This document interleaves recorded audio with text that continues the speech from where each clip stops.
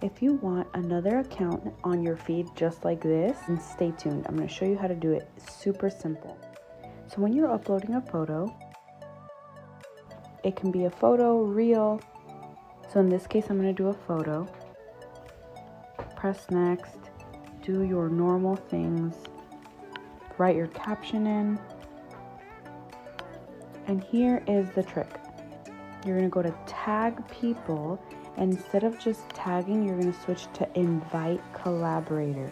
So here is where you're going to add your collaborator. Do not toggle post to other Instagram accounts. Just leave it for the tag people section. So once you share, you're going to post that, and then what happens is that the other account, let's say it's your friend that you want her to be on with you, your other account is going to tell you.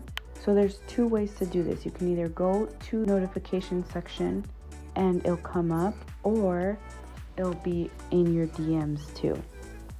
So you can do it both ways. But let's say you're in your DMs, you're going to view the request and it takes you back to that post.